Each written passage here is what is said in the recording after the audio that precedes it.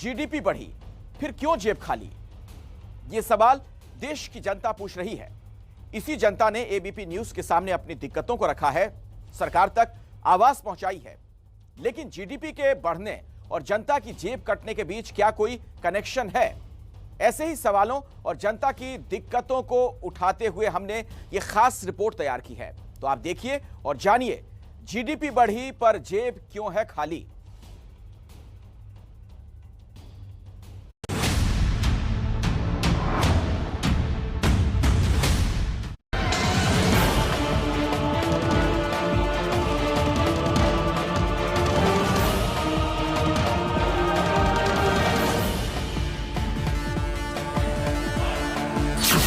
GDP बढ़ी पर जेब क्यों खाली? पूछती हैं दिल्ली के लक्ष्मी नगर की रहने वाली अंजू, जिनके पति स्नैक्स की दुकान चलाते हैं और जिससे अंजू और उनके परिवार का पेट पलता है। दालों का सवाल है, जहां हम पहले 1 किलो लेते थे वहां हम आधा किलो ले रहे हैं। और जैसे मसाले हो गए और गैस हो गई, ये भी इतनी महंगी हो गई है कि आम आदमी के लिए घर चलाना बहुत मुश्किल हो गया है। जीडीपी बढ़ी पर जेब क्यों खाली? पूछते हैं मुंबई में अंधेरी स्टेशन के बाहर चटाई, मच्छरदानी और कंबल जैसे सामान बेचने वाले इब्राहिम, जिनके परिवार में पत्नी, बच्चों और माता पिता समेत कुल 6 लोग हैं।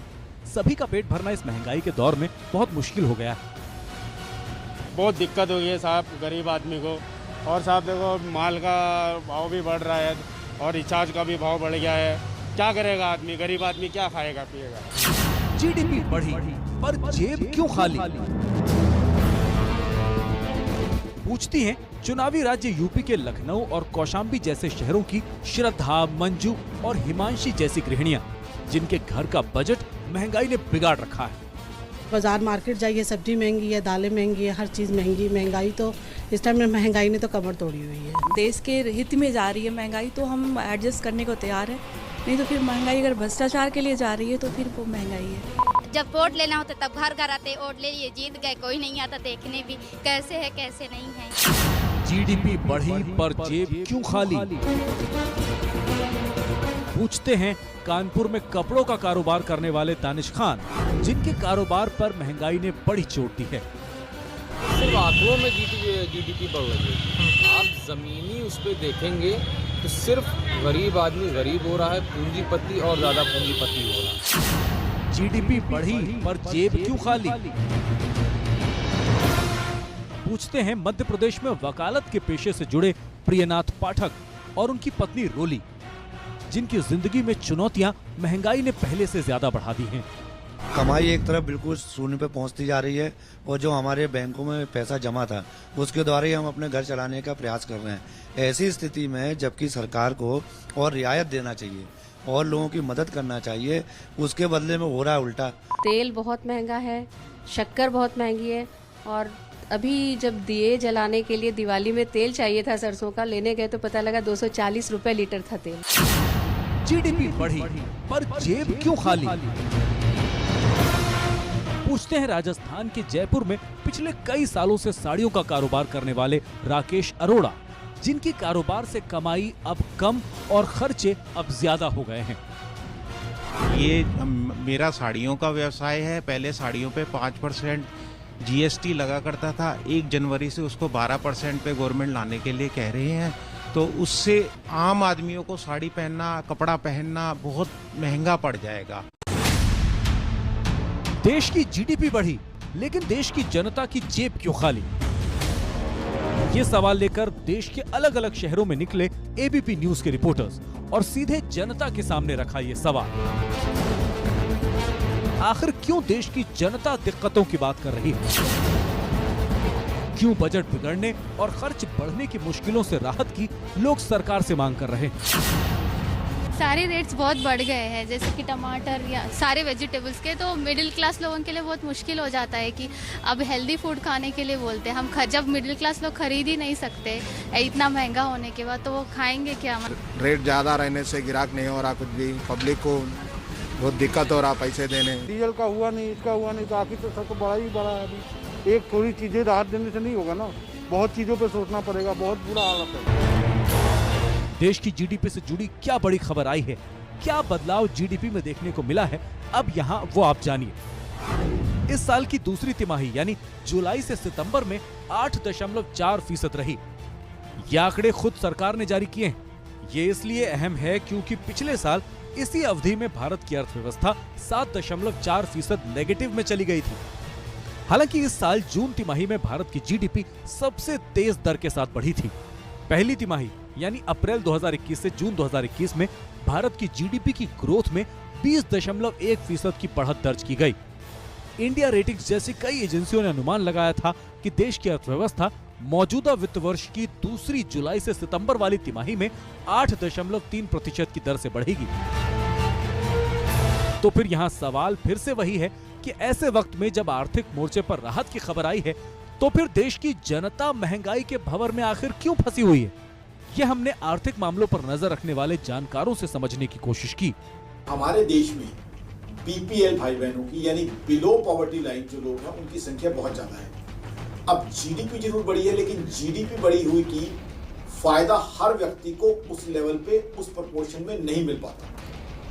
तो बहुत लोग ऐसे हैं जिनको जीडीपी बढ़ने का उस प्रोपोर्शन में फायदा नहीं मिलता, जबकि महंगाई का इंपैक्ट सबके ऊपर आ जाता है।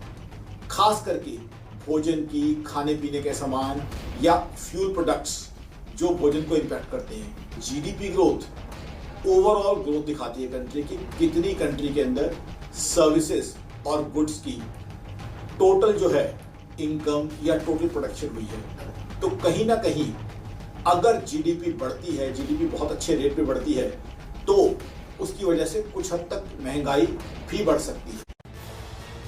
अब यहाँ ये जानिए कि पिछले एक साल में महंगाई की मार देश की जनता पर कितनी पड़ी। राजधानी दिल्ली में जरूरी सामान की कीमतों को अगर आधार बनाएं तो टमाटर 36 रुपए प्रति किलो तक दिल्ली में महंगा हो गया। जो टमाटर साल भर पहले इसी दिन 34 रुपए किलो बिक रहा था, वो अब रिटेल जनता को 70 रुपए किलो में मिल रहा है। सरसों तेल के दामों में एक साल के अंदर 67 रुपए प्रति लीटर का इजाफा हो गया। चीनी 3 रुपए किलो तक पिछले एक साल में महंगी हो गई। पेट्रोल 21 रुपए से ज्यादा और डीजल 14 रुपए से ज्यादा तक महंगा हो गया। हालांकि राजधानी दिल्ली में पेट्रोल की कीमत 8 रुपए प्रति लीटर तक घट गई है, क्योंकि केजरीवाल सरकार ने पेट्रोल पर लगने वाला वैट 30% से घटाकर 19.4% कर दिया है। नई दाम आधी रात से लागू हो जाएंगे, लेकिन दूसरी रोजमर्रा के सामानों की महंगाई से राहत कब और कैसे मिलेगी, ये सवाल जनता लगातार पूछ रही है। लेकिन दूसरी रोजमर्रा के सामानों की महंगाई से राहत कब और कैसे मिलेगी, ये सवाल जनता लगातार पूछ रही है। दिक्कतें तो बहुत हो रही है। अभी लॉकडाउन के पहले देखो, जो तेल 70 रुपए किलो था, आज 170 रुपए किलो हो गया। जो बंदा 8,000 10,000 रुपया महीना कमा रहा है, उसके लिए बहुत ज्यादा दिक्कत है गृहस्थी चलाने में जो है।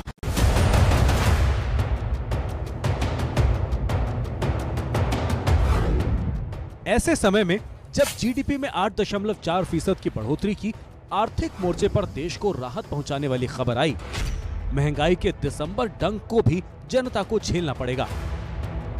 1 दिसंबर 2021 से देश में क्या क्या महंगा हो गया, जरा उस पर भी नजर डालिए।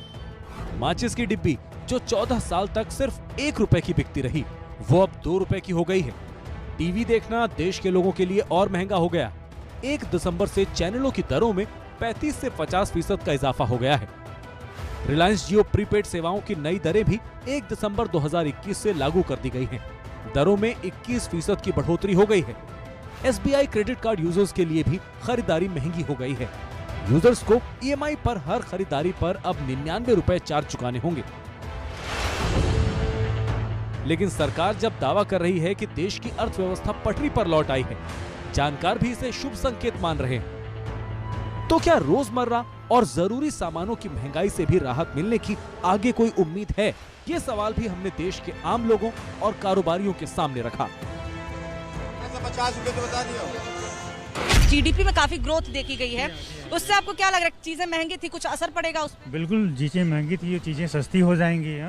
पेट्रोल डीजल के दाम कम होंगे तो उससे हमारे ट्रांसपोर्टेशन के खर्चे कम हो जाएंगे, उससे हमारे डे टू डे की जो हमारी रिक्वायरमेंट है उस पर इफेक्ट पड़ेगा, कुछ पब्लिक को राहत मिलेगी इसमें। दोबारा से जो कोरोना का जो वर्जन आ रहा है दोबारा से, अगर वो ज़्यादा इफेक्ट कर गया, ज़्यादा टैकल कर गया, तो वो दोबारा से हिला के रख देगा ना लोगों को। महंगाई का आलम तो ये है कि अब जो आग लगाने वाली चीज़ माचिस, वो भी आग लगाना भी महंगा हो गया। 2 साल के बाद कुछ ग्रोथ दिख रहा है किसी भी बात में, इसलिए एक तो व्यापार को और सामान्य नागरिक को भी आनंद का दिख रहा है कि कुछ आगे बढ़ रहा है, लेकिन ये ग्रोथ कहाँ तक टकेगा, इस पे आशंकाएं हैं। अब सवाल है कि भारत की जीडीपी में जोरदार रिकवरी दर्ज की गई, तो इसके पीछे बड़ी वजह क्या क्या रही?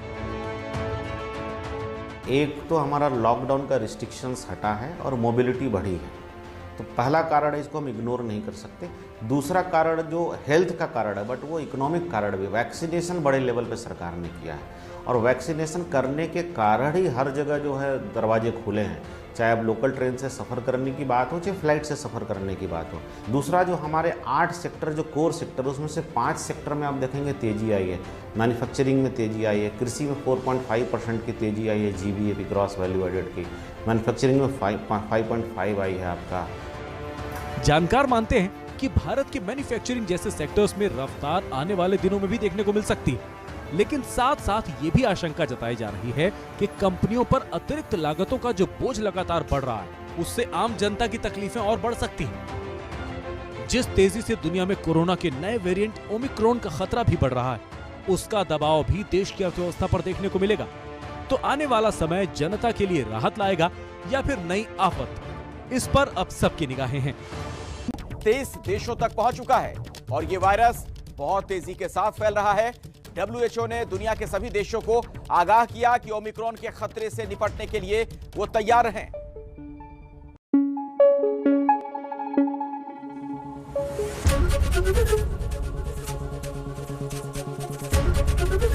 ABP न्यूज आपको रखे आगे।